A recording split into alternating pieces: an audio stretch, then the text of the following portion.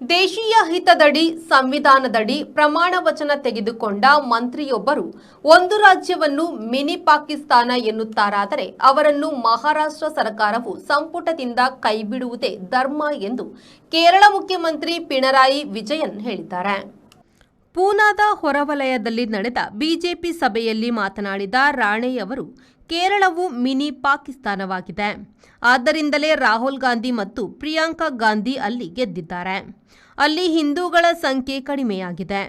ನಿತ್ಯ ಮತಾಂತರ ನಡೆಯುತ್ತಿದೆ ಎಂದು ನಿತೇಶ್ ರಾಣೆ ಹೇಳಿದ್ದಾರೆ. ಬಿಜೆಪಿ ಮತ್ತು ಸಂಘ ಪರಿವಾರದವರು ಹಿಂದೂ ಮುಸ್ಲಿಂ ಮತ ವಿಭಜನೆ ಮಾಡಿ ಗೆಲ್ಲಬಹುದು ಎಂದು ಕನಸು ಕಾಣುತ್ತಿದ್ದಾರೆ. ದ್ವೇಷ ರಾಜಕಾರಣದ ಅವರಿಗೆ ದೇಶದ ಒಳಿತಿಗಿಂತ ಸ್ವಾರ್ಥ ಮಾತ್ರ ಕಾಣುತ್ತದೆ. ದೇಶದಲ್ಲೇ ಕೇರಳವು ಹೆಚ್ಚು ಸೌಹಾರ್ದ ಸಾಮರಸ್ಯದ ರಾಜ್ಯ. ಇದು ಬಿಜೆಪಿಗರ ಕಣ್ಣು ಕುಕ್ಕುತ್ತಿದೆ. ಅವರು ಮೊದಲು ಬಿಜೆಪಿ ರಾಜ್ಯಗಳ ಸ್ಥಿತಿಗತಿ ಸರಿಪಡಿಸಿಕೊಳ್ಳಲಿ ಎಂದು ಪಿಣರಾಯಿ ವಿಜಯನ್ ಹೇಳಿದರು.